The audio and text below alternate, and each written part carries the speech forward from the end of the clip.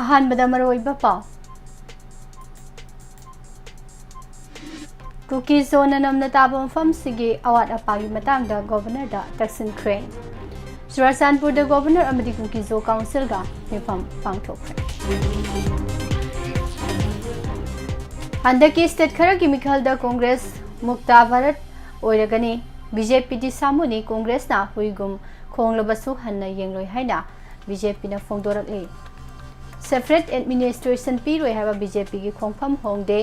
ꯀꯣꯡꯒ꯭ꯔꯦꯁꯅ ꯃꯇꯤꯡ ꯂꯩꯔꯗꯤ ꯐꯤꯔꯦꯞ ꯂꯥꯎꯊꯣꯛꯎ ꯍꯥꯏꯕ ꯋꯥꯐꯝ ꯐꯣꯡꯗꯣꯔꯛꯂꯤ꯫ ꯂꯩꯉꯥꯛꯅ ꯁꯦꯟꯗꯣꯡ ꯈꯛꯇꯒꯤ ꯈꯜꯂꯒ ꯃꯄꯥꯟꯒꯤ ꯐꯥꯔꯝꯁꯤꯡ ꯊꯕꯛ ꯄꯤꯕꯗꯒꯤ ꯁ꯭ꯇꯦꯠꯀꯤ ꯆꯥꯎꯈꯠ ꯊꯧꯔꯥꯡꯗ ꯊꯤꯟꯊꯔꯦ꯫ ꯂꯣꯀꯦꯜ ꯀꯣꯟꯇ꯭ꯔꯦꯛꯇꯔꯁꯤꯡꯗ ꯊꯕꯛ ꯄꯤꯕꯅ ꯁ꯭ꯇꯦꯠ ꯑꯁꯤ ꯆꯥꯎꯈꯠꯍꯟꯕ ꯉꯝꯒꯅꯤ ꯍꯥꯏꯕ ꯋꯥꯐꯝ ꯐꯣꯡꯗꯣꯔꯛꯂꯤ꯫ ꯕꯤꯔꯦꯟꯒꯤ ꯑꯣꯗꯤꯑꯣ ꯀ꯭ꯂꯤꯞ ꯀꯦꯁ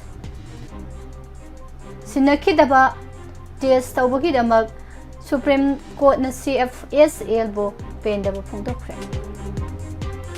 ꯅꯨꯄꯤ ꯑꯃ ꯂꯩꯈꯤꯗ꯭ꯔꯦ, ꯏꯔꯥꯡ ꯍꯧꯈ꯭ꯔꯦ꯫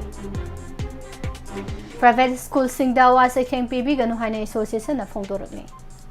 ꯃꯤꯁ ꯌꯨꯅꯤꯚꯔꯁ ꯏꯟꯗꯤꯌꯥꯗ ꯅꯤꯔꯨꯄꯃꯥꯅ ꯃꯔꯤꯁꯨꯕ ꯔꯅꯔꯁ ꯑꯞ ꯇꯥꯈ꯭ꯔꯦ꯫ ꯑꯃꯗꯤ ꯑꯁꯥꯝ ꯄꯕ꯭ꯂꯤꯛ ꯁꯔꯚꯤꯁ ꯀꯃꯤꯁꯟꯅ ꯃꯅꯤꯄꯨꯔꯒꯤ ꯀꯣꯏꯁꯟ ꯗ꯭ꯔꯣꯞ ꯇꯧꯈ꯭ꯔꯦ꯫ ꯈꯨꯔꯨꯝꯖꯔꯤ꯫ ꯃꯣꯔꯅꯤꯡ ꯅ꯭ꯌꯨꯁꯄꯦꯄꯔ ꯔꯤꯗꯤꯡ ꯃꯤꯠꯌꯦꯡ ꯇꯥꯕꯤꯔꯤꯕ ꯑꯃꯗꯤ ꯇꯥꯕꯤꯔꯤꯕꯁꯤꯡꯕꯨ ꯄꯨꯁꯄꯔꯥꯅꯤ ꯂꯥꯏꯁ꯭ꯔꯝꯅ ꯇꯔꯥꯝꯅ ꯑꯣꯛꯆꯔꯤ꯫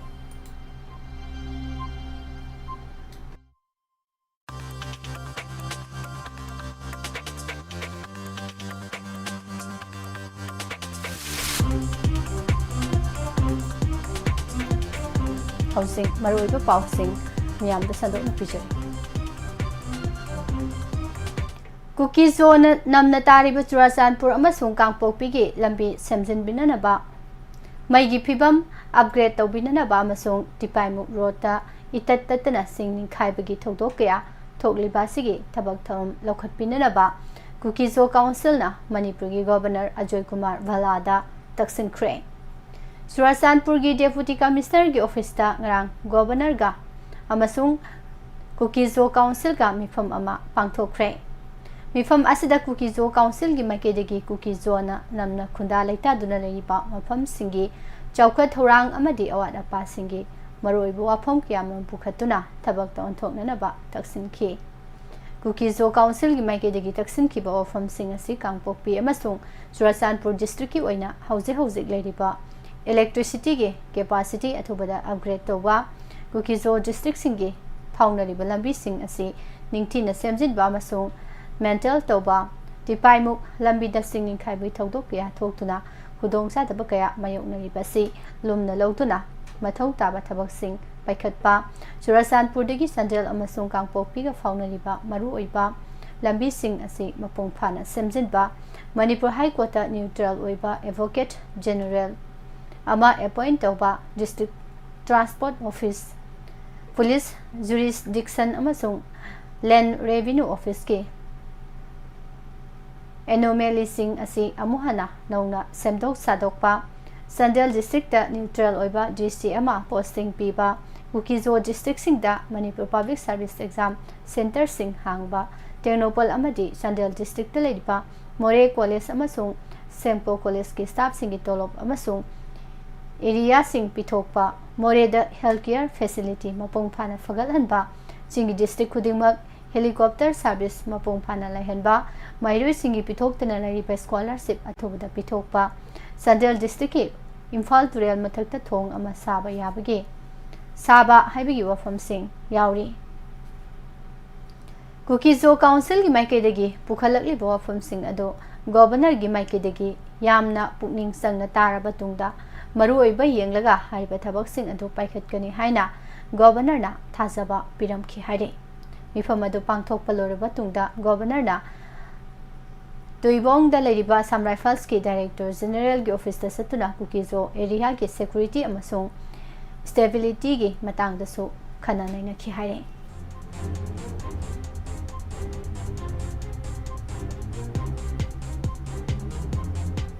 मथंग था सेप्टेम्बर 8 पांथोकदोरिबा लेबाक असिगी अनिसुब ख्वादिगी वांगबा कॉन्स्टिट्यूशनल पोस्ट ओरिबा वाइस प्रेसिडेंट की इलेक्शन दा मिरेप अनि लंबा तौनरगनी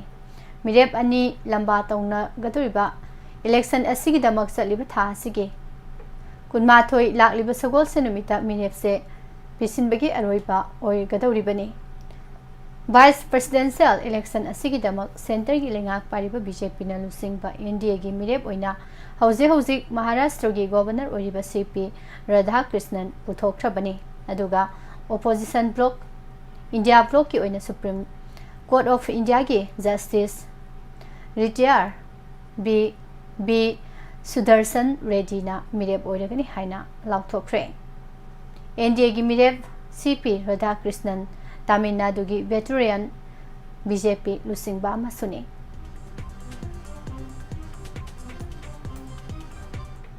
प्राइम मिनिस्टर नरेंद्र मोदी की अहुम सुबताम भोट हुरालगा काखिबने हाइबा मराल पीरगा राहुल गांधी ने इंडिया पोंबा चतुना कामलिबहु मियामदा संगलोय हंदक पांगथोकदोरिबा मिखल असिदगी कांग्रेस मुक्ता भारत ओइरगनी हाइना बीजेपी मणिपुर प्रदेश की प्रेसिडेंट जनरल सेक्रेटरी के शरद कुमार ना फोंदोखरे निताई पाचुथेक्ता लेबा थंबाल संगलेदा ngarang पांगथोकिबा पाउगी मिफम अमदा के शरद कुमार ना हाई कांग्रेस पार्टी ने लेंगाक पारिंगे मतमदा तौखिबा थबक क्याना इंडिया की मियाम पोंबना मखोइबो वारक्तुना ngasiगी फिबम असि ओइरखिबनी मसिदा पावर पांबा राहुल गांधी ना इंडिया पोंबदा बीजेपी ने वोट हुराले हाइना कामलिबहु असि चटनागदबा नते हंदा स्टेट खरा की मिखल पांगथोकदोरिबा सिदा लैरिबा कांग्रेस लेंगाकसिंग असि तुखरगनी हाइबगी अकीबा लैबदगी लाउबनी मिखल असिदा कांग्रेस पार्टी सोइदनसु तुरगने अदुगा हंदक तुगदोरिबा सिदगी हौगलकपसु खरा वारगने मदुदा कुमजा 2013 दगी प्राइम मिनिस्टर नरेंद्र मोदी ने लाउदुना लाकपा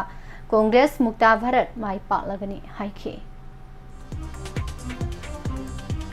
हानेगी चीफ मिनिस्टर नोंथोंबम बिरेन की खोंजल ने हाइना मराल सिरिबा ऑडियो क्लिप की मतंगदा सुप्रीम कोर्ट सथरिबा केस असिदा central forensic science laboratory CFSL ना मिस डायरेक्टेड हाइबदी तौ हाइना सिनखिदबा टेस्ट तौदुना लेरे हाइना कोर्ट असिना साथीबा पेंदबा फोंदोखरे सुप्रीम कोर्ट की जस्टिस संजय कुमार अमसुंग सतीश चंद्र की बेंच अमना हाई लैबोरेटरी असिना कोर्ट न पीबा डायरेक्शन अदुदा पुकनिंग संगबगी महौता ऑडियो क्लिप अदुगी ऑथेंटिसिटी वेरीफाइड तौनबा होनादुना लैरी अखोइनु वीडियो अदुगी ऑथेंटिसिटी की मरमदा हाइखिब लैते अखोइन हाइखिबदी खोंजेल अदु टेस्ट तौरबा मतुंगदा मियो अदुगी खोंजेल अदुगा अनि अदु चप मानबा मिसक अमना ngangbra हाइबदु खंगदो उ हाइखिबनी हाइना कोर्टना फोंदोखि स्टेट असिगी एजुकेशन सेक्टर दा मणिपुर दा लैरिबा प्राइवेट स्कूल सिंगना लौरिबा थौदांग सिंग मियामना खंगबी बगा लोइनना प्राइवेट स्कूल सिंगदा करिगुंबा मखल अमतगी अवा सैथेंग पीबीगनु हाइना all Manipur recognise private schools welfare association की प्रेसिडेंट लाइश्रम जॉयना फोंदोखरे नेशनल एजुकेशन पॉलिसी NEP 2020 बु मणिपुर दा मपुंग फाना सतना हनबदा प्राइवेट स्कूल की थौदांग हाइबा हिरमदा कुनिथोय सुबा प्राइवेट स्कूल डे ऑब्जर्वेशन 2025 ना all Manipur recognise private school welfare association ना सिंधुना ऑल लंबुलेंदा लेबा होटल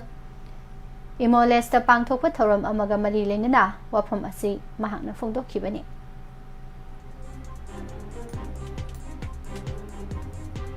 कुमजा 2013 अनौबा चनबी अमा ओइना ममांगदा तौरमदबा मवोंगदा स्टेट लेंगाकना अचौबा सेंदोंग ताननबा मणिपुर की सौखत थौरांगी थबकसिंग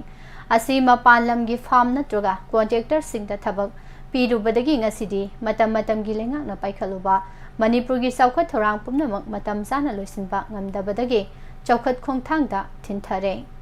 लेंगाकना पुक्सेल सेंगना हिरम क्यादा सोथरबा मणिपुर की सौखत थौरांग पाइखनिंगलाबदी स्टेट असिदा लैरिबा लोकल कॉन्ट्रैक्टर सिंगदा नत्रोगा फार्म सिंगी तौबा ngambasing yenglगा थबक पीरबदी स्टेट सिगी सेल थुम फगलहनबगी मथक्ता पाइखलिबा चौखत थौरांगी थबकसिंग मतम चाना लोइसिनदुना मणिपुर हेना सौखतकनी इंडिया की प्राइम मिनिस्टर नरेंद्र मोदी नदी लेबा की ओइबा थौरम क्यादा इंडिया से कुमजा 1950 ngakpigani lising ani nifugutaret phawbada mapung phana saukhallaba local gi farm contractor entrepreneur sing amasung local na puthokliba pothok sathok sing mapung phana saukhanaba henba mijeng thamlibani masimang state asigi tongan ba laumi sinmi sing na puthokliba makhal khuding maki pothok sing saukhat hananaba lenga ki micro small and medium enterprises MSME gi khuthangda chawkhat thorang kya paikhatli loinana state ki sel thumsu phagat hananaba micro small medium amasung small scale gi entrepreneur sing na puthokliba pothok sing asigi lenga ki office sing mahai loisang nu chingbada sisin hanbasu laikhrabani masigumba kaya si state lenga nga khangna manipur gi chawkhat thorang gi thabak sing di state asigi leijariba matik mathauna lereba local contractor sing na troga farm sing da sinabagi mahutta mapalam gi farm amasung contractor kya da thabak pithok lobadagi hojikti manipur gi chawkhat thorang sing mapung phana tinthare haiba wafam asi phongdorakni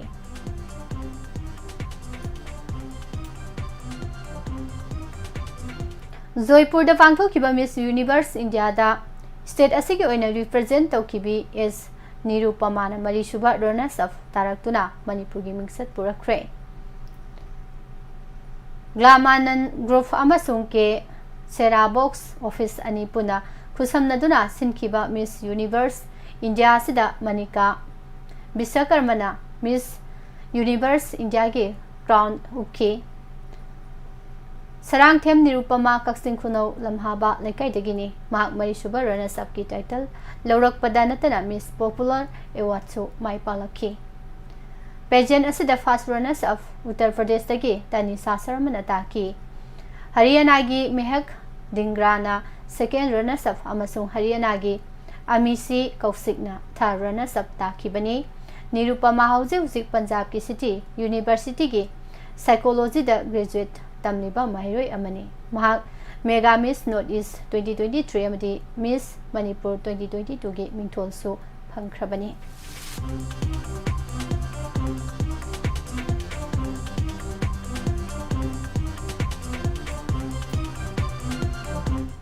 Assam Public Service Commission APSC na tha asigi tarada agriculture department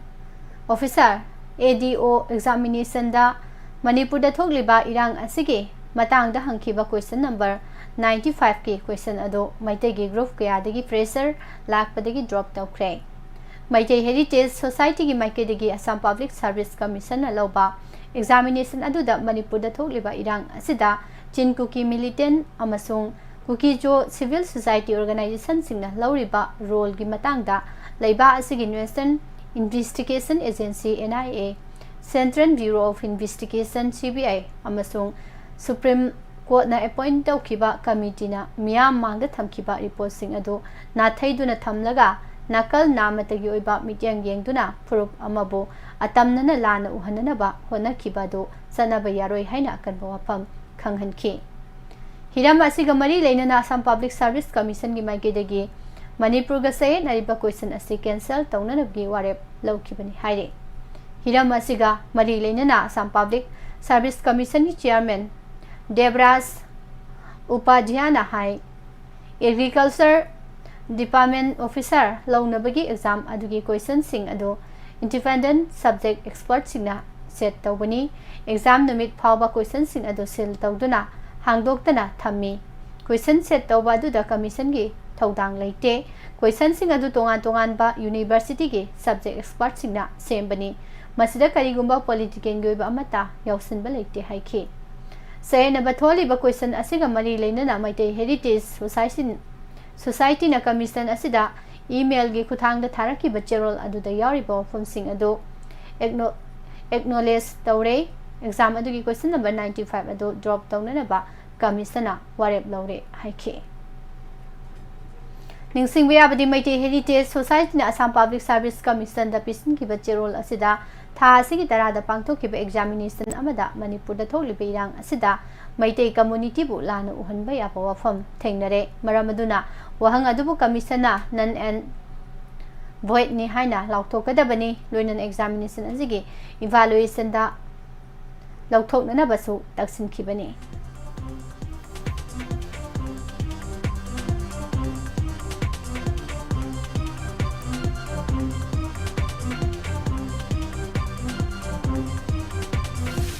khong tekpadagi layengna Regional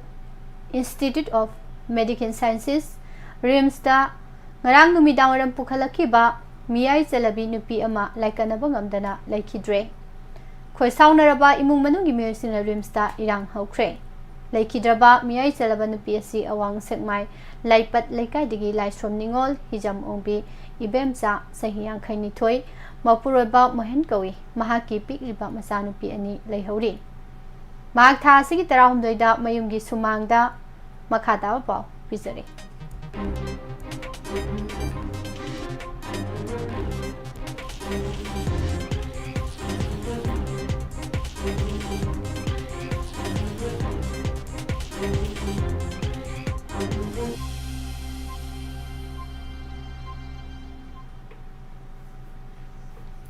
mayumgi sumangda tusinbadagi ye thangba khonggi saru tekpadagi RIMS da layeng sathaduna lakhibani adubu laibak thibadi operation taunanaba thaurang tawbada hidak thabada nupi adu laikanaba ngamdana laikidabani haire khoi saunaraba miyamna RIMS ki complex da thomjintuna irang hauki irang adubu nemthananaba RIMS ki security amasung lamphel police ki personnel singna kana honaki khoi saunaraba miyam aduga sauna muknaba thoki laikidabagi imung manung amari laikai gi maira paibi sing yauraga RIMS ki MS ka unaki adubo maikei ani gi marakta yasinaba purakpa ngamkide misi asigi matangda laikidabagi imung manungna lamphel police station da report ama tawkhre thawdo asigi matangda laikidabi ibem sagi manawnupi laisrom ningol longjam ongbi thoibi Elias gitana phongdokibada tha asigi tarahumdoi dagi mahaki masi asi hospital asida pukhatuna mahaki makhongi teklambadagi authorwata layeng sathaduna lakhibani ngarang operation tawgadabigi mikup phawba mangonda karigumba asoiba amata laikide hospital gi maikidagi su operation theater da pusilamdai phawba operation tawba yaroi habena sigba amata laikide ngara ayu pung 8 makharom taba adwai da operation taunana bagi pusin kibani matung tarakpada hidak thabada wakhal mangkhre hairaki aduga intensive care unit ICU da thamduna laying sathaki adubu adumak laikanaba ngamdana laikidre misi asigi achumba wayel phanghanana ba miyamna mateng pangbiyo haina appeal tawrakli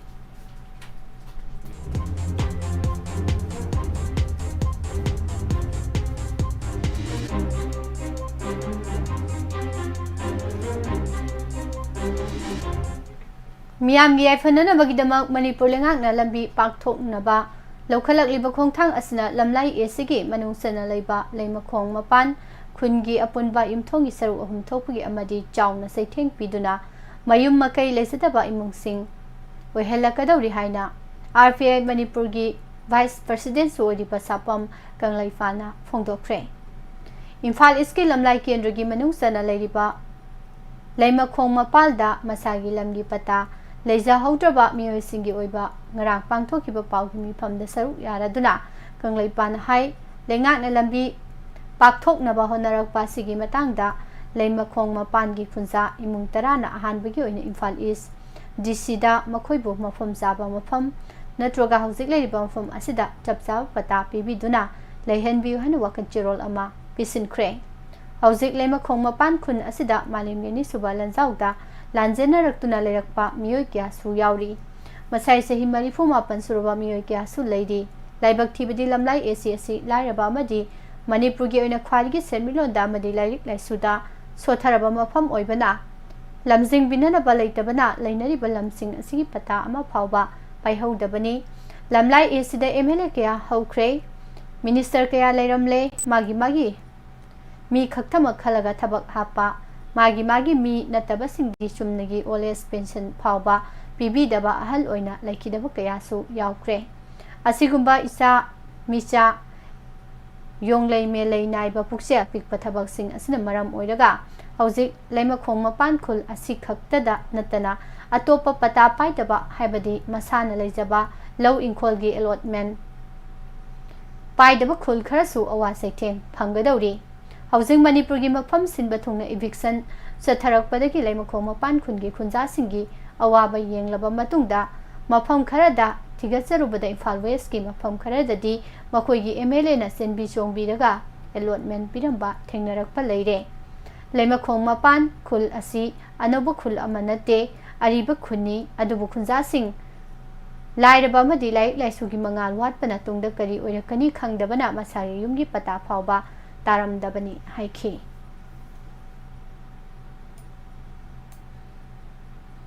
मणिपुरदा खुंदामिनरिबा तोंगान तोंगानबा कांगलुप फुरुपसिंगना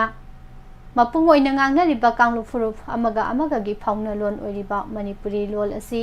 बांग्लादेशदा खुंदामिनरिबा मणिपुरी सिंग असम यावना अवांग नोंपोक लमदम अमसुंग मणिपुरदा खुंदामिनरिबा मणिपुर मियामगी अकनबगी इहौ सिंगदगे इंडियन कॉन्स्टिट्यूशन की 9 शेड्यूल चनबा ngamkhibani haina Manipuri language development society मलादेश की हानगी मेंबर नामपम नोंगयाइना फोंदोखरे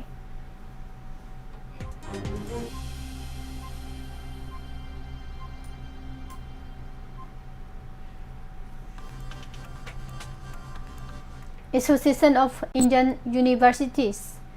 AIU की एनुअल स्पोर्ट्स प्रोग्राम दा मणिपुर की थांगता याहोननबा तक्सिन बलैख्रे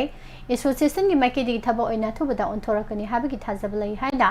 मणिपुर यूनिवर्सिटी की vice chancellor professor N लोकेंद्रना फोंदोख्रे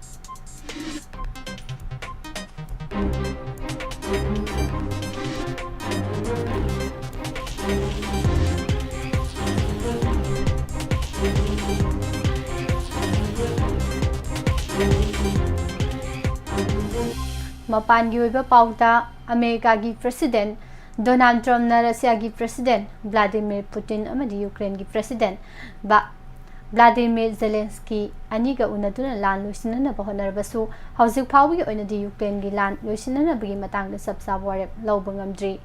अथुबदा Trump ना पुतिन अमदी जेलेंस्की गा पुना मफम अमदा उनदुना वरी सानरबा याइ हाइरि सही अहुम हेना सथरकपा लान लोइसिननबगीदमक रशिया की प्रेसिडेंट व्लादिमीर पुतिन का उन्नबदा अकाइब लेते तौबतबु यूक्रेन की थवाई ओरिबा डोनबास एरिया रशिया दा पिथोकपदी कैदौनुंगदे याबा ngamloi हाइना यूक्रेन की प्रेसिडेंट व्लादिमीर जेलेंस्की ना निंगमदना फोंदोरखरे अमेरिका की फर्स्ट लेडी डोनाल्ड ट्रम्प की लोइनबी मेलानिया ना यूक्रेन की लान लोइसिननबगीदमक रशिया की प्रेसिडेंट व्लादिमीर पुतिन चिठी इबीखिबगीदमक यूक्रेन की प्रेसिडेंट व्लादिमीर जेलेंस्की ना थागतपा फोंदोखरे यूक्रेन की प्रेसिडेंट जेलेंस्की ना निंगथौकाबा नुमिता व्हाइट हाउस दा प्रेसिडेंट डोनाल्ड ट्रम्प का उनबा लाकपदा ब्लैक कोट लिटुना लाकपा उबदा पुनमकना थागतनाखरे हाइरे यूरोप की लुसिंगबसिंगना अमतोइना अमुक्ता उखिद्रिबा मौंगदा यूक्रेन की दमक रशिया की मांगदा सब चाना लेपख्रे हाइरे ट्रम्प अमदी जेलेंस्की का लान लोइसिननबा वारी सानरिङै मनुंगदा रशिया ने सथरक पेटेक्ता यूक्रेन दा मियोइ 13 सेख्रे किलोमीटर 3 लापा मफमदगी यूक्रेन की गॉड्स स्नाइपर ना रशिया की लानमी अनि थोमदतुना अनोब रेकॉर्ड थमख्रे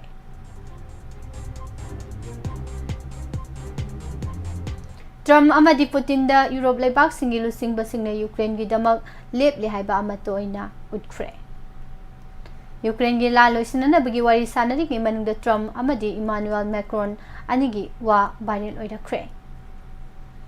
अफगानिस्तान दा अमुहना सिविल वार थोकनबा हु कामगी थबक पाकिस्तान सथबा हौख्रे हाइना रिपोर्ट अमदा फोंदोरखले पाकिस्तान दा हुजिक फील्ड मार्शल ओइरिबा असिम मुनीरना लुसिंगबा मिलिटरी की लेंगाक अमा अमुक लाकपा याबगी सिंगनबा लैरे हाइना फोंदोरखले निंगसिंगबे याबदी पाकिस्तान हाइबा लेबा असि हेक लैरकपदगी मिलिटरी की लेंगाक या लैख्रबनी मरम अदुना पाकिस्तान दा मिलिटरी की लेंगाक लाकपदा थोइना ngakniyai oidi haire इंडिया की मतिक मयाई लेरबा अग्नि 5 मिसाइल पाकिस्तान चिन बथुंगना कापसिंदुना लंदाब ngami haiba khangbadagi पाकिस्तान की लुसिंग बसिंग तौफम खंगदबगा लोइनना खम थेंगना पाखतना ख्रे नॉर्थ कोरिया की supreme leader Kim Jong Un south Korea दा अकी खंग पीबगा लोइनना महाकी लानमी सिंगदा न्यूक्लियर के खुलाई हेंगल हननबा याथंग पीख्रे किम जोंग ना कन्ना साउरकली बसी हंदक साउथ कोरिया ना अमेरिका गा लोइनना वार एक्सरसाइज तौदुना सिंगनरखिबा अदुदगी नि हाइनासु रिपोर्ट असना हाइरे नॉर्वे के राजकुमारी मेटे मेडिट की मचानुपा राजकुमार मारियास बॉक होइबी की मथक्ता केस 39 की मथक्ता पांदुना थिजिन हुमजिनबगी थबक अकनबा मोंगदा पाइखटपा हौख्रे महाकी मथक्ता लेरिबा केस 39 असिगी मनुंगदा रेप केस मरिसु यावरी टेरिफ चाउना थमजिलई हाइना साउरदुना इंडिया की प्राइम मिनिस्टर नरेंद्र मोदी ना डोनाल्ड ट्रम्प तगे लापथोक्तुना सेनागी मैकई तमना चटपदी लानगनी हाइना ब्रह्मा चलानीना फोंदोराख्रे ट्रम्प थादोकपगी महत्ता मोदीना यूरोप की लुसिंग बसिंगना सिजनरिबा मोइथेम तौगी थबक इंडियाना सथबना चुमगनी हाइरे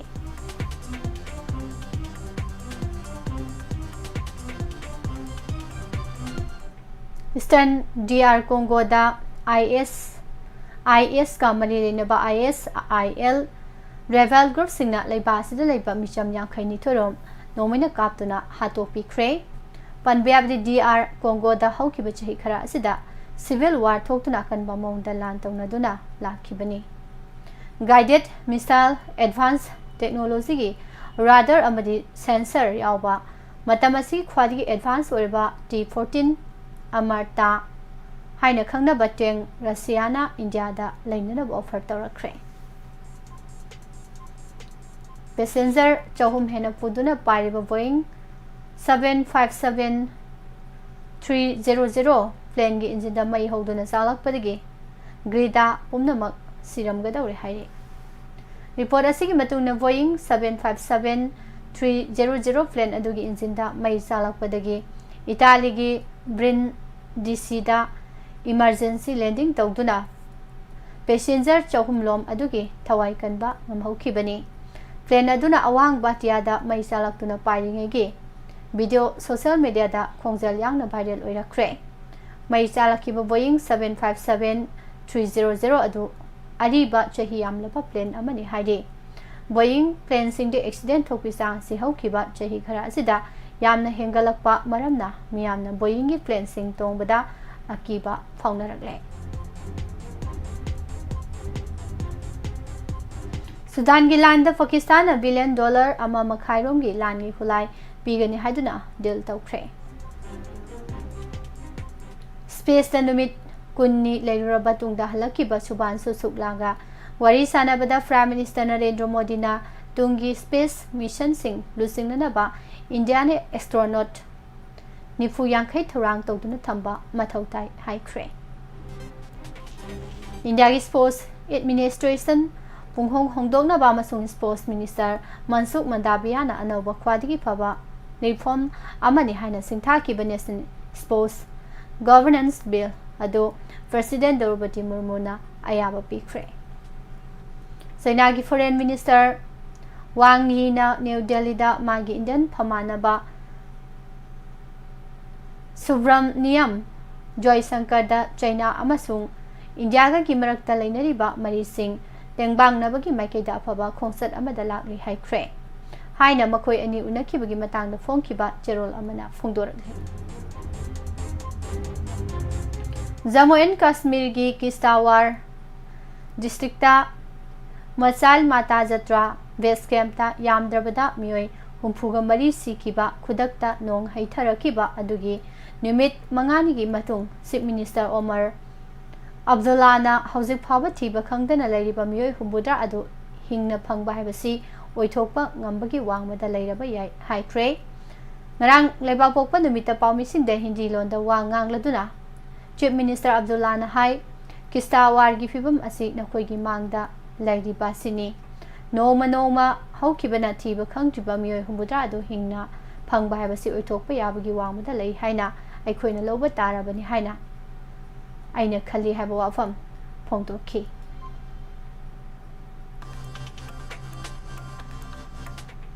कर्नाटका की देवनगिरीदा था मरीरोंगी मांगदा मपू लेतबा लंबी लमजाउदा कोइचत चतपा हुई अमना सिक्खिबी चही मरीरोमता गायरिबी नुपी मचा अमा बेंगलुरु की हॉस्पिटल अमदा रेबिस इन्फेक्शन तौबदगी ngarang laikidre haire sahi asida laikidraba hanagi prime minister manmohan singh bo ikai khumnabo tuna karnataka assembly ngarang leba bo ko numita bengaluru city university bo dr manmohan singh bengaluru city university haina maming thona ba bill ama pass tawkhre isro chairman v narayan space agency asina low art orbita 75,000 kg satellite thamnaba mathol nipugi building ama muwangba rocket ama sananabagi matangda thabak satharakli haina phongdokre India na ngarang Indian Air Force ki damak LCA Mark 1A fighter jet 97 lainanabagi project ayaba pikre haire Mumbai da nuit mari ni thangna na nong kana sutharaki bedagi lambi sing ising thumkhre train sing matam thengthakre flight sing apan bathohan khre city asida amasung state asida nongga mari leina bathawdo kaya su thokre haire ngarang thilpung ahum phawbada Mumbai da 300 mm gi jangda nong ta khre haire राष्ट्रीय Janata Dal RJD लुसिंगबा तेजस्वी यादवना माकी मयाम्बा मसुंग Congress MP Rahul Gandhi दा हौजिक सथरिबा voter अधिकार जत्रादा सौगतपगी अकन वाफम अमा फोंदोखरे अमसुंग बिहार दा RJD Congress left Allianz ना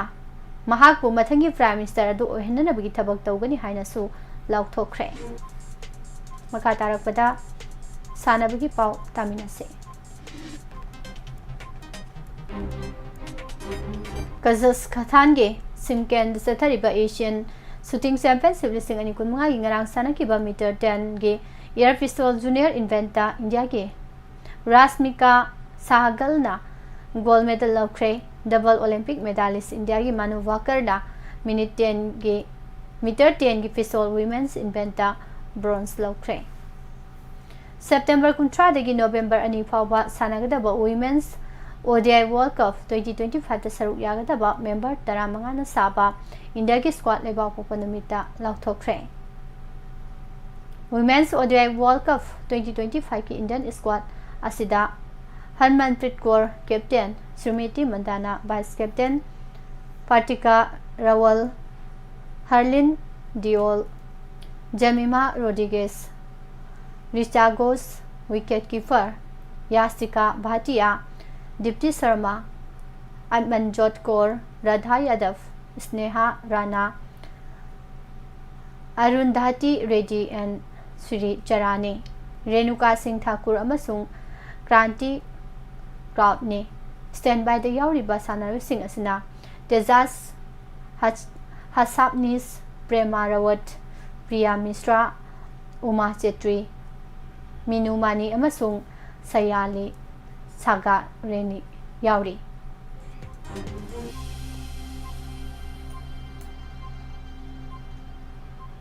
Nauna masin tumkhalakliba settler Tanvi Sarma amasung Unati Hudaga loinana boys double sphere Bhargav Ram Erijela amasung Biswa Tes October 8 dagi 18 phawba Guwahati da pangthokadaba BWF World Junior Championship ta India gi member kunmanga na saba team lusing lagani haire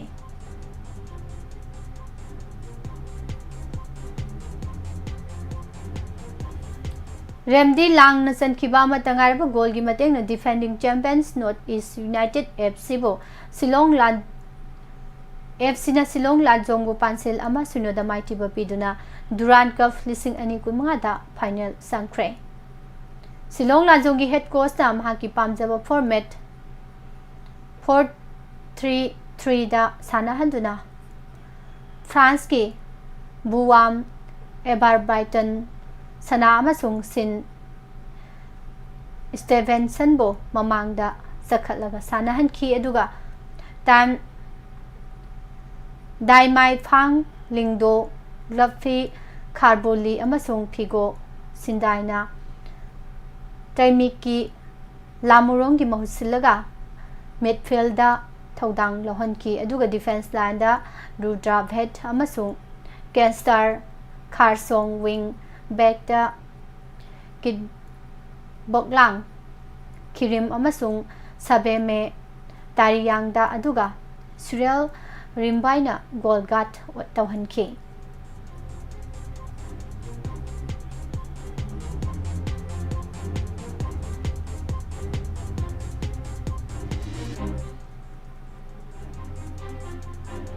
तोखाई तानादुना लेइबा hockey Manipur अमदी Manipur hockey अमतु ओइना पुनसिंदुना hockey सानारुसिंबु योखनबा होनबियु हाइना ngarang all manipur united club AMISUC amadi district unit club ki sanaru sing amasung guardian singna sinduna dingku road ki thangnaba maikeida leiba khumalampa main stadium ge gate mamangda wakat mifam sathakre Bulgaria gi city Samokovta satharibo world under 20 wrestling championship ki leba pokpanamita sanaki ba nupagi kg yankai ga taret ki freestyle final bout ta india gi sumit malik Mighty Duna silver medal fangkre. Haukiba numit kharanida Sukmal Gilgi maramda miyam na ngangna kiba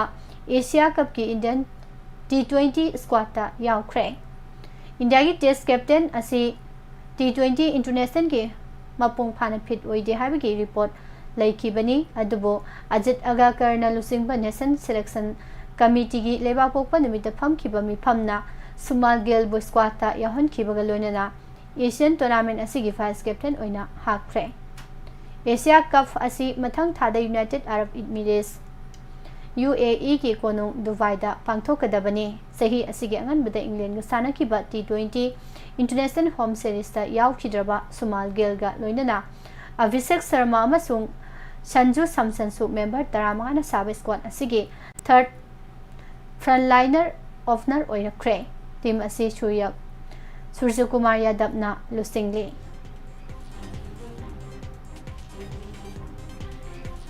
Nepal champion oikraba India na Asia Cup ki campaign yumbu UEA ga September 10 da Dubai International Stadium da sanaduna hogdoklagani masing matung ina September 10 da India na makogi up rival Pakistan ga mu sanagani Asia Cup lising ani kunmanga gi Indian squad asi Surya Kumar Yadav captain, Sumal Gil vice captain, Abhishek Sharma, Tilak Verma, Hardik Pandya, Shivam Dubey, Akshar Patel, Jitel Sharma, Jasprit Bumrah, Varun Chakraborty, Akshdeep Singh, Kuldeep Yadav, Sanju Samson, Harshit Rana amasung Rinku Singh yauri. Standby dana Farsit Krishna, Washington Sundar, Rian Parak, Dhruva Jurel amasung Yasasvi Jaiswal yauri.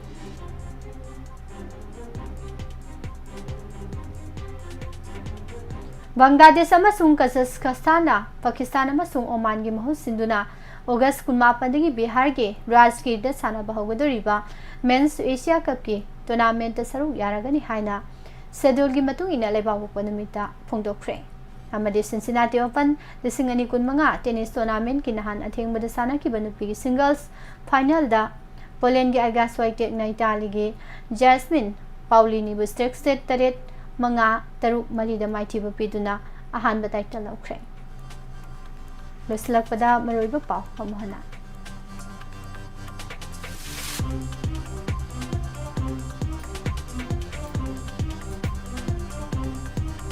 Cookie zone nam nataba mafam singi awat apagi matangda governor da taksin kre. Surasanpur da governor amadi Cookie Zone Council ga mifam pangthokre. Andaki state kharagi mikhal da Congress Mukta Bharat oiragani BJP ji samuni Congress na huigum khonglabasu hanna yengloi haba wafam BJP na phongdoragle. Separate administration piro haba BJP gi khongpham hongde Congress na mating lerebadi firep lautho haba wafam phongdoragle. Biren gi audio clip case ta sinakidaba test tawbagi damak Supreme Court na CFSL bo pendaba phongdokre Lengak na sendong khaktai khalaga mapan gi farm sing thabak pibadagi state ki saukhat thorang da thingthare local contractor sing da thabak pibani state asi saukhalan bangamgani haba wafam phongdokre Private school sing da wa sai cheng pibi ganu haina association na phongdor Rimsta nupi ama laikidre irang thokre Miss Universe India da Nirupama na mari subadona sab tarakre amade Assam Public Service Commission na Manipur gi question drop tawkre Hijariba pausing asi galoina na nukti gi phone liba pause sing lo thok saba maroiba pausing miyam da pizza bolution jari makha tarak pada matam wafam amade rasi phal gi tharom nimla thangum da gin time umna mo po hauji ki posparani lai sum namu kahna khunjare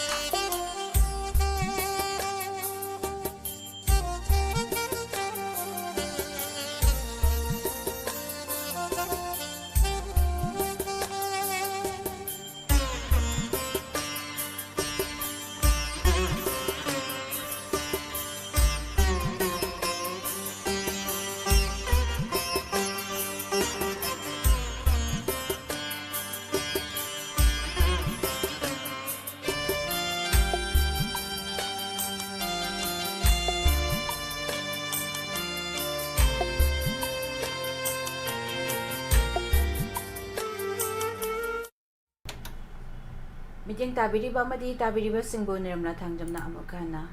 khurumjari uduna lakchariba si matam gafam amadi rasifal ngasigi sanarabak editorial kalam de lawachaba matam gafam da manipur gi lol gi thak kari da leiri habasni August kun asi state asida khunda minari ba tongan ba kanglo forum singi amatangar ba fauna ꯐꯥꯎꯅ ꯂꯣꯜ ꯑꯣꯏꯔꯤꯕ Manipuri ꯂꯣꯜꯅ Indian ꯀꯟꯁꯇꯤꯇ꯭ꯌꯨꯁꯟꯒꯤ 9ꯁꯨꯕ ꯁꯦꯗꯨꯜꯗ ꯆꯟꯈꯤꯕ ꯅꯨꯃꯤꯠꯄꯨ ꯅꯤꯡꯁꯤꯡꯗꯨꯅ ꯄꯥꯡꯊꯣꯛꯄ ꯃꯅꯤꯄꯨꯔꯤ ꯂꯣꯜꯒꯤ ꯅꯨꯃꯤꯠꯅꯤ ꯅꯨꯃꯤꯠ ꯑꯁꯤ ꯂꯥꯛꯄꯒꯤ ꯏꯔꯣꯏꯅꯅ ꯉꯁꯤꯒꯤ ꯃꯤꯔꯣꯜꯅ ꯏꯟꯗꯤꯌꯟ ꯀꯟꯁꯇꯤꯇ꯭ꯌꯨꯁꯟꯒꯤ 9ꯁꯨꯕ ꯁꯦꯗꯨꯜꯗ ꯆꯟꯈ꯭ꯔꯕ ꯃꯅꯤꯄꯨꯔꯒꯤ ꯂꯣꯜꯒꯤ ꯊꯥꯛ ꯑꯁꯤ ꯀꯔꯤ ꯐꯤꯕꯝꯗ ꯂꯩꯔꯤ ꯍꯥꯏꯕꯁꯤ ꯅꯩꯅꯅꯤꯡꯉꯥꯏ ꯑꯣꯏꯔꯤ ꯀꯨꯝꯖꯥ 1962ꯗ ꯏꯟꯗꯤꯌꯟ ꯀꯟꯁꯇꯤꯇ꯭ꯌꯨꯁꯟꯒꯤ 68ꯁꯨꯕ ꯑꯦꯃꯦꯟꯃꯦꯟ ꯑꯣꯏꯅ ꯀꯟꯁꯇꯤꯇ꯭ꯌꯨꯁꯟ ꯑꯁꯤꯒꯤ 9ꯁꯨꯕ ꯁꯦꯗꯨꯜꯗ ꯃꯅꯤꯄꯨꯔꯒꯤ ꯂꯣꯜ ꯌꯥꯎꯅ ꯀꯣꯟꯀꯥꯅꯤ ꯑꯃꯁꯨꯡ ꯅꯦꯄꯥꯂꯤ ꯂꯣꯜꯁꯨ ꯁꯦꯗꯨꯜꯗ ꯆꯟꯈꯤꯕꯅꯤ ꯑꯗꯨꯕꯨ ꯂꯥꯏꯕꯛ ꯊꯤꯕꯗꯤ ꯁꯦꯗꯨꯜꯗ ꯆꯟꯈ꯭ꯔꯕ ꯂꯣꯜ ꯑꯇꯩꯗ ꯃꯥꯡꯖꯤꯜ ꯊꯥꯅ ꯆꯥꯎꯈꯠ ꯃꯥꯏꯀꯩꯗ ꯆꯪꯁꯤꯟꯕ ꯉꯝꯈ꯭ꯔꯦ ꯑꯗꯨꯒ ꯃꯅꯤꯄꯨꯔꯒꯤ ꯂꯣꯜꯗꯤ ꯃꯥꯡꯖꯤꯜ ꯊꯥꯅ ꯆꯥꯎꯈꯠꯄꯗꯤ ꯂꯥꯏꯔꯗꯅ ꯃꯨꯠꯈ꯭ꯔꯒꯗ꯭ꯔꯥ ꯍꯥꯏꯕꯒꯤ ꯑꯀꯤꯕ ꯐꯥꯎꯅꯔꯤ ꯇꯁꯦꯡꯅꯃꯛꯇꯤ ꯉꯁꯤ ꯏꯟꯗꯤꯌꯟ ꯀꯟꯁꯇꯤꯇ꯭ꯌꯨꯁꯟꯒꯤ 9ꯁꯨꯕ ꯁꯦꯗꯨꯜꯗ ꯃꯅꯤꯄꯨꯔꯤ ꯂꯣꯜꯅ ꯆꯠꯅꯕ ꯉꯝꯂꯤꯕ ꯀꯨꯝꯖꯥ 1950ꯗꯒꯤ ꯃꯅꯤꯄꯨꯔꯤꯁꯤꯡꯅ ꯍꯧꯔꯛꯈꯤꯕ ꯏꯍꯧꯁꯤꯡꯒꯤ ꯃꯍꯩꯅꯤ ꯍꯥꯏꯕ ꯌꯥꯏ ꯃꯄꯨꯡ ꯑꯣꯏꯅ ꯃꯅꯤꯄꯨꯔꯒꯤ ꯂꯣꯜ ꯑꯁꯤ ꯀꯨꯝꯖꯥ 1968ꯗꯒꯤ 1962 ꯐꯥꯎꯕ ꯆꯍꯤ 5 ꯑꯁꯤ ꯕꯪꯒ꯭ꯂꯥꯗꯦꯁ ꯌꯥꯎꯅ ꯑꯋꯥꯡ ꯅꯣꯡꯄꯣꯛ ꯂꯝꯗꯝꯗ ꯈꯨꯟꯗꯥꯔꯤꯕ ꯑꯁꯥꯝ ꯇ꯭ꯔꯤꯄꯨꯔꯥꯅꯆꯤꯡꯕꯗ ꯂꯩꯔꯤꯕ ꯃꯅꯤꯄꯨꯔꯤꯁꯤꯡꯅ Manipuri language demand coordinating committee MLCCꯒ ꯈꯨꯠꯁꯝꯅꯗꯨꯅ ꯆꯪꯁꯤꯟꯈꯤꯕ ꯇꯣꯉꯥꯟ ꯇꯣꯉꯥꯟꯕ ꯈꯣꯡꯖꯪꯁꯤꯡꯒꯤ ꯃꯍꯩꯗꯒꯤ ꯁꯦꯗꯨꯜꯗ ꯆꯟꯕꯅꯤ ꯉꯁꯤꯗꯤ ꯇꯣꯉꯥꯟ ꯇꯣꯉꯥꯟꯕ political party literature culture organisation ꯑꯃꯗꯤ ꯁꯤꯚꯤꯜ ꯁꯣꯁꯥꯏꯇꯤ ꯑꯣꯔꯒꯅꯥꯏꯖꯦꯁꯟ ꯀꯌꯥꯒꯤ ꯇꯦꯡꯕꯥꯡ ꯑꯃꯁꯨꯡ ꯊꯧꯗꯥꯡ ꯀꯌꯥꯗꯒꯤ ꯃꯅꯤꯄꯨꯔꯤ ꯂꯣꯜꯁꯤ 9ꯁꯨꯕ ꯁꯦꯗꯨꯜꯗ ꯆꯟꯖꯔꯕꯁꯨ ꯊꯣꯏꯅ ꯍꯔꯥꯎꯅꯤꯡꯉꯥꯏ ꯑꯣꯏꯗ꯭ꯔꯤ ꯃꯔꯝꯗꯤ ꯏꯟꯗꯤꯌꯟ ꯀꯟꯁꯇꯤꯇ꯭ꯌꯨꯁꯟꯒꯤ 9ꯁꯨꯕ ꯁꯦꯗꯨꯜꯗ ꯆꯜꯂꯕ ꯃꯅꯤꯄꯨꯔꯤ ꯂꯣꯜ ꯑꯁꯤ ꯂꯩꯕꯥꯛ ꯑꯁꯤ ꯃꯐꯝ ꯀꯌꯥꯗ ꯁꯦꯗꯨꯜ ꯂꯣꯜ ꯑꯣꯏꯅ ꯆꯠꯅꯕ ꯉꯝꯂꯕ꯭ꯔꯥ ꯏꯟꯗꯤꯌꯥꯒꯤ ꯑꯣꯏꯅ ꯄꯥꯡꯊꯣꯛꯂꯤꯕ ꯇꯣꯉꯥꯟ ꯇꯣꯉꯥꯟꯕ ꯆꯥꯡꯗꯝꯅꯕ ꯑꯦꯛꯖꯥꯃꯤꯅꯦꯁꯟꯁꯤꯡꯗ ꯂꯣꯜ ꯑꯁꯤꯅ ꯑꯦꯛꯖꯥꯃꯤꯅꯦꯁꯟ ꯄꯤꯕ ꯌꯥꯔꯕ꯭ꯔꯥ ꯑꯗꯨꯒ ꯁ꯭ꯇꯦꯠꯁꯤꯅ ꯁꯦꯗꯨꯜ ꯂꯦꯡꯒ꯭ꯋꯦꯖꯇ ꯆꯜꯂꯕ ꯂꯣꯜꯁꯤꯡꯒꯤ ꯐꯪꯐꯝ ꯊꯣꯛꯄ ꯆꯥꯛꯊꯨꯡ ꯂꯩꯔꯒꯗꯤ ꯐꯪꯂꯕ꯭ꯔꯥ ꯍꯥꯏꯕꯁꯤꯡ ꯑꯁꯤ ꯅꯩꯅꯕꯒꯤ ꯇꯉꯥꯏꯐꯗꯕꯁꯨ ꯂꯩ ꯃꯄꯨꯡ ꯑꯣꯏꯅ 9ꯁꯨꯕ ꯁꯦꯗꯨꯜꯗ ꯆꯜꯂꯕ ꯃꯅꯤꯄꯨꯔꯤ ꯂꯣꯜꯁꯤ ꯃꯄꯨꯡ ꯐꯥꯅ ꯆꯥꯎꯈꯠꯍꯟꯕꯗ ꯃꯇꯦꯡ ꯑꯣꯏꯅꯕ ꯁ꯭ꯇꯦꯠ ꯂꯩꯉꯥꯛꯀꯤ directorate of language planning and implementation Manipur ꯀꯧꯕ ꯗꯤꯄꯥꯔꯠꯃꯦꯟ ꯑꯃꯗꯤ ꯂꯩ ꯑꯗꯨꯕꯨ ꯍꯥꯏꯔꯤꯕ ꯗꯤꯄꯥꯔꯠꯃꯦꯟ ꯑꯁꯤꯅ ꯃꯅꯤꯄꯨꯔꯤ ꯂꯣꯜꯒꯤ ꯅꯨꯃꯤꯠ ꯂꯥꯛꯄꯗ ꯊꯣꯔꯛꯄ ꯅꯨꯃꯤꯠ ꯃꯃꯤꯡ ꯇꯥꯕ ꯈꯛ ꯅꯠꯇꯅ ꯑꯇꯩ ꯃꯇꯝꯗ ꯃꯅꯤꯄꯨꯔꯤ ꯂꯣꯜ ꯆꯥꯎꯈꯠꯅꯕ ꯀꯔꯤ ꯊꯕꯛ ꯊꯧꯔꯝ ꯄꯥꯏꯈꯠꯂꯤ ꯍꯥꯏꯕꯗꯨ ꯌꯦꯡꯁꯤꯟꯃꯤꯟꯅꯕꯒꯤ ꯇꯉꯥꯏꯐꯗꯕ ꯂꯩ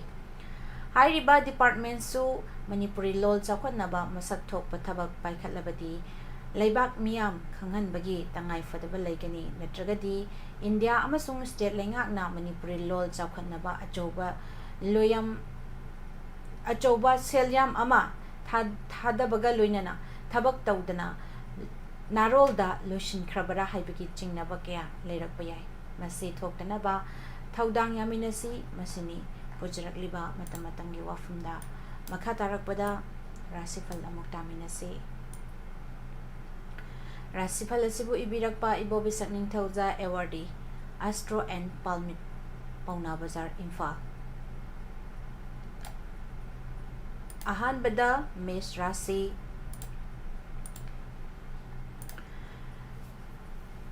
ꯃꯤ ꯂꯣꯏꯅꯔꯕꯗꯤ ꯆꯦꯛꯁꯤꯟꯒꯅꯤ ꯀꯜꯂꯛꯄ ꯌꯦꯡꯁꯤꯟꯕ ꯍꯦꯟꯒꯠꯂꯒꯅꯤ ꯁꯦꯜ ꯃꯔꯝ ꯆꯥꯗꯅ ꯆꯠꯂꯒꯅꯤ ꯆꯠꯊꯣꯛ ꯆꯠꯁꯤꯟꯗ ꯍꯩꯁꯤꯡꯒꯅꯤ ꯋꯥꯈꯜ ꯆꯔꯥꯡꯅꯒꯅꯤ ꯄꯥꯈꯪ ꯂꯩꯁꯥꯕꯤꯁꯤꯡꯒꯤ ꯑꯣꯏꯅ ꯂꯧ ꯇꯧꯅꯒꯅꯤ ꯃꯍꯩꯔꯣꯏꯁꯤꯡꯒꯤ ꯑꯣꯏꯅ ꯍꯣꯠꯅꯅꯤꯡꯂꯣꯏ ꯕ꯭ꯔꯤꯖ ꯔꯥꯁꯤꯗ ꯆꯥꯎꯈꯠꯄ ꯐꯒꯠꯄ ꯀꯨꯏꯅꯗꯒꯤ ꯈꯟꯖꯔꯛꯄ ꯄꯥꯡꯊꯣꯛꯂꯒꯅꯤ ꯁꯦꯜ ꯐꯪꯕ ꯄꯣꯠ ꯂꯩꯕ ꯌꯥꯕ ꯃꯤꯡꯆꯠ ꯍꯦꯟꯒꯠꯄ ꯃꯤꯌꯥꯝꯅ ꯁꯛ ꯈꯪꯕꯤꯕ ꯅꯨꯃꯤꯠꯅꯤ ꯄꯥꯈꯪ ꯂꯩꯁꯥꯕꯤꯁꯤꯡꯒꯤ ꯑꯣꯏꯅ ꯅꯨꯡꯁꯤꯅꯒꯅꯤ ꯃꯍꯩꯔꯣꯏꯁꯤꯡ ꯑꯣꯏꯅ ꯂꯧꯁꯤꯡ ꯍꯦꯟꯒꯠꯂꯒꯅꯤ ꯃꯤꯊꯨꯟ ꯔꯥꯁꯤ ꯈꯨꯗꯣꯡꯆꯥꯕ ꯊꯦꯡꯅꯕ ꯆꯥꯎꯈꯠꯄ ꯐꯒꯠꯄ ꯃꯔꯨꯞ ꯃꯐꯝ ꯄꯥꯛ ꯆꯥꯎꯈꯠꯄ ꯁꯤꯡꯊꯥꯕꯤꯕꯗ ꯌꯥꯎꯕ ꯅꯨꯃꯤꯠꯅꯤ ꯏꯃꯨꯡꯗ ꯁꯥꯟꯇꯤ ꯂꯩꯔꯒꯅꯤ ꯄꯥꯈꯪ ꯂꯩꯁꯥꯕꯤꯁꯤꯡꯒꯤ ꯑꯣꯏꯅ ꯑꯃꯠꯇ ꯑꯣꯏꯔꯒꯅꯤ ꯃꯍꯩꯔꯣꯏꯁꯤꯡꯒꯤ ꯑꯣꯏꯅ ꯕꯨꯙꯤ ꯆꯥꯎꯈꯠꯂꯒꯅꯤ ꯀꯔꯀꯠ ꯔꯥꯁꯤꯗ ꯋꯥꯔꯧꯕ ꯄꯦꯟꯗꯕ ꯃꯨꯛꯅꯕ ꯅꯨꯃꯤꯠ ꯁꯦꯜ ꯐꯪꯕ ꯆꯠꯄ ꯃꯥꯟꯅꯒꯅꯤ ꯑꯊꯥꯞꯄ ꯆꯠꯄ ꯃꯤ ꯇꯤꯟꯅꯕꯗꯤ ꯆꯦꯛꯁꯤꯟꯒꯅꯤ ꯄꯣꯠ ꯂꯩꯕꯗꯤ ꯌꯥꯒꯅꯤ ꯄꯥꯈꯪ ꯂꯩꯁꯥꯕꯤꯁꯤꯡꯒꯤ ꯑꯣꯏꯅ ꯋꯥꯔꯧꯅꯒꯅꯤ ꯃꯍꯩꯔꯣꯏꯁꯤꯡ ꯑꯣꯏꯅ ꯋꯥꯈꯜ ꯂꯩꯇꯥꯔꯣꯏ ꯁꯤꯡꯍꯥ ꯔꯥꯁꯤ ꯆꯔꯛ ꯆꯍꯤꯡ ꯅꯥꯏꯕ ꯃꯔꯛꯇ ꯊꯕꯛꯇꯤ ꯄꯥꯡꯊꯣꯛꯂꯒꯅꯤ ꯏꯊꯛ ꯊꯣꯡꯕꯁꯤꯡꯅ ꯆꯥꯟꯕꯤꯕ ꯂꯩꯔꯒꯅꯤ ꯁꯥꯒꯩ ꯌꯦꯡꯊꯤꯒꯅꯤ ꯂꯝ ꯇꯨ ꯆꯠꯄꯗꯤ ꯍꯩꯁꯤꯡꯒꯅꯤ ꯄꯥꯈꯪ ꯂꯩꯁꯥꯕꯤꯁꯤꯡꯒꯤ ꯑꯣꯏꯅ ꯃꯨꯛꯅꯒꯅꯤ ꯃꯍꯩꯔꯣꯏꯁꯤꯡꯒꯤ ꯑꯣꯏꯅ ꯍꯣꯠꯅꯅꯤꯡꯂꯣꯏ ꯀꯟꯌꯥ ꯔꯥꯁꯤꯗ ꯆꯥꯎꯈꯠꯄ ꯐꯒꯠꯄ ꯊꯧꯔꯝ ꯃꯥꯏ ꯄꯥꯛꯄ ꯃꯇꯦꯡ ꯄꯤꯕꯤꯕ ꯍꯦꯟꯒꯠꯄ ꯑꯅꯧꯕ ꯃꯃꯜ ꯌꯥꯝꯕ ꯄꯣꯠ ꯂꯩꯕ ꯌꯥꯕ ꯆꯥꯡ ꯌꯦꯡꯅꯕꯗ ꯃꯥꯏ ꯄꯥꯛꯄ ꯅꯨꯃꯤꯠꯅꯤ ꯄꯥꯈꯪ ꯂꯩꯁꯥꯕꯤꯁꯤꯡꯒꯤ ꯑꯣꯏꯅ ꯅꯨꯡꯁꯤꯅꯒꯅꯤ ꯃꯍꯩꯔꯣꯏꯁꯤꯡꯒꯤ ꯑꯣꯏꯅ ꯂꯧꯁꯤꯡ ꯍꯦꯟꯒꯠꯂꯒꯅꯤ ꯇꯨꯂꯥ ꯔꯥꯁꯤꯗ ꯊꯕꯛ ꯁꯦꯜ ꯍꯛꯆꯥꯡ ꯐꯒꯠꯄ ꯊꯕꯛ ꯈꯔ ꯃꯥꯏ ꯄꯥꯛꯄ ꯂꯨꯆꯤꯡꯕꯁꯤꯡꯅ ꯆꯥꯟꯕꯤꯕ ꯆꯠꯊꯣꯛ ꯆꯠꯁꯤꯟꯗ ꯈꯨꯗꯣꯡꯆꯥꯕ ꯊꯦꯡꯅꯕ ꯏꯃꯨꯡꯗ ꯁꯥꯟꯇꯤ ꯂꯩꯕ ꯅꯨꯃꯤꯠꯅꯤ ꯄꯥꯈꯪ ꯂꯩꯁꯥꯕꯤꯁꯤꯡꯒꯤ ꯑꯣꯏꯅ ꯃꯠ ꯆꯥꯅꯒꯅꯤ ꯃꯍꯩꯔꯣꯏꯁꯤꯡ ꯑꯣꯏꯅ ꯕꯨꯗꯤ ꯆꯥꯎꯈꯠꯂꯒꯅꯤ ꯕ꯭ꯔꯤꯁꯤꯛ ꯔꯥꯁꯤꯗ ꯍꯣꯠꯅꯖꯃꯟ ꯀꯥꯟꯅꯕ ꯐꯪꯕ ꯃꯤꯊꯣꯏ ꯃꯤꯍꯦꯟꯕ ꯌꯥꯝꯕꯅ ꯁꯛ ꯈꯪꯕꯤꯕ ꯃꯇꯦꯡ ꯄꯤꯕꯤꯕ ꯍꯦꯟꯒꯠꯄ ꯁꯦꯝꯕ ꯁꯥꯕ ꯌꯥꯕ ꯅꯨꯃꯤꯠꯅꯤ ꯏꯪꯅ ꯆꯤꯛꯅ ꯂꯩꯔꯒꯅꯤ ꯄꯥꯈꯪ ꯂꯩꯁꯥꯕꯤꯁꯤꯡꯒꯤ ꯑꯣꯏꯅ ꯅꯨꯡꯁꯤꯅꯒꯅꯤ ꯃꯍꯩꯔꯣꯏꯁꯤꯡ ꯑꯣꯏꯅ ꯍꯣꯠꯅꯅꯤꯡꯒꯅꯤ ꯙꯅꯨ ꯔꯥꯁꯤꯗ ꯍꯣꯠꯅꯕ ꯀꯜꯂꯕꯁꯨ ꯁꯦꯜꯗꯤ ꯆꯠꯂꯒꯅꯤ ꯃꯤꯋꯥ ꯃꯤꯁꯥ ꯇꯥꯕ ꯅꯨꯃꯤꯠꯅꯤ ꯃꯤꯒꯤ ꯃꯇꯦꯡ ꯄꯥꯡꯂꯨꯗꯕ ꯐꯒꯅꯤ ꯊꯕꯛ ꯃꯆꯥ ꯃꯆꯥꯗꯤ ꯄꯥꯡꯊꯣꯛꯂꯒꯅꯤ ꯏꯃꯨꯡꯗ ꯆꯔꯥꯡꯅꯒꯅꯤ ꯄꯥꯈꯪ ꯂꯩꯁꯥꯕꯤꯁꯤꯡꯒꯤ ꯑꯣꯏꯅ ꯃꯠ ꯈꯦꯅꯒꯅꯤ ꯃꯍꯩꯔꯣꯏꯁꯤꯡꯒꯤ ꯑꯣꯏꯅ ꯋꯥꯈꯜ ꯐꯛꯆꯤꯟꯒꯅꯤ ꯃꯀꯔ ꯔꯥꯁꯤ ꯆꯦꯛꯁꯤꯟꯅ ꯍꯣꯠꯅꯖꯒꯅꯤ ꯊꯕꯛ ꯈꯔꯗꯤ ꯃꯥꯏ ꯄꯥꯛꯂꯒꯅꯤ ꯇꯤꯟꯅꯕꯁꯤꯡꯅ ꯀꯜꯂꯛꯄ ꯍꯦꯟꯒꯠꯄ ꯅꯨꯃꯤꯠꯅꯤ ꯋꯥ ꯉꯥꯡꯕꯗ ꯆꯦꯛꯁꯤꯟꯒꯅꯤ ꯆꯔꯥꯡꯅꯒꯅꯤ ꯄꯥꯈꯪ ꯂꯩꯁꯥꯕꯤꯁꯤꯡꯒꯤ ꯑꯣꯏna ꯂꯧ ꯇꯧꯅꯒꯅꯤ ꯃꯍꯩꯔꯣꯏꯁꯤꯡ ꯑꯣꯏꯅ ꯄꯨꯛꯅꯤꯡ ꯆꯪꯂꯣꯏ ꯀꯨꯝꯚ ꯔꯥꯁꯤ ꯊꯕꯛ ꯄꯥꯡꯊꯣꯛꯄ ꯃꯔꯨꯞꯇꯒꯤ ꯃꯇꯦꯡ ꯐꯪꯕ ꯄꯣꯠ ꯃꯃꯜ ꯌꯥꯝꯕ ꯂꯩꯕ ꯌꯥꯕ ꯅꯨꯃꯤꯠꯅꯤ ꯆꯥꯡ ꯌꯦꯡꯅꯕꯗ ꯃꯥꯏ ꯄꯥꯛꯂꯒꯅꯤ ꯂꯝ ꯇꯨ ꯆꯠꯄ ꯀꯥꯟꯅꯒꯅꯤ ꯄꯥꯈꯪ ꯂꯩꯁꯥꯕꯤꯁꯤꯡꯒꯤ ꯑꯣꯏꯅ ꯅꯨꯡꯁꯤꯅꯒꯅꯤ ꯃꯍꯩꯔꯣꯏꯁꯤꯡꯒꯤ ꯑꯣꯏꯅ ꯍꯣꯠꯅꯅꯤꯡꯒꯅꯤ ꯑꯔꯣꯏꯕꯗ ꯃꯤꯟꯅ ꯔꯥꯁꯤ ꯈꯨꯗꯣꯡꯆꯥꯕ ꯊꯦꯡꯅꯕ ꯊꯕꯛ ꯃꯥꯏ ꯄꯥꯛꯄ ꯃꯤꯊꯣꯏ ꯃꯤꯍꯦꯟꯕ ꯃꯤꯡꯆꯠ ꯍꯦꯟꯒꯠꯄ ꯅꯨꯃꯤꯠꯅꯤ ꯀꯜꯂꯛꯄꯁꯨ ꯂꯩꯔꯒꯅꯤ ꯁꯥꯟꯇꯤ ꯂꯩꯔꯒꯅꯤ ꯄꯥꯈꯪ ꯂꯩꯁꯥꯕꯤꯁꯤꯡꯒꯤ ꯑꯣꯏꯅ ꯃꯠ ꯆꯥꯅꯒꯅꯤ ꯃꯁꯤꯅꯤ ꯄꯨꯖꯔꯛꯂꯤꯕ ꯃꯇꯝ ꯃꯇꯝꯒꯤ ꯋꯥꯐꯝ ꯑꯃꯗꯤ ꯔꯥꯁꯤꯐꯜ ꯅꯨꯡꯇꯤꯒꯤ ꯐꯣꯡꯂꯤꯕ ꯄꯥꯎꯆꯦꯁꯤꯡꯗꯒꯤ ꯂꯧꯊꯣꯛꯆꯕ ꯃꯔꯨꯑꯣꯏꯕ ꯄꯥꯎ ꯇꯥꯕꯤꯔꯤꯕ ꯑꯃꯗꯤ ꯃꯤꯠꯌꯦꯡ ꯇꯥꯕꯤꯔꯤꯕꯁꯤꯡꯕꯨ ꯅꯤꯔꯃꯂꯥ ꯊꯥꯡꯖꯝꯅ ꯑꯃꯨꯛꯀ ꯍꯟꯅ ꯈꯨꯔꯨꯝꯖꯔꯤ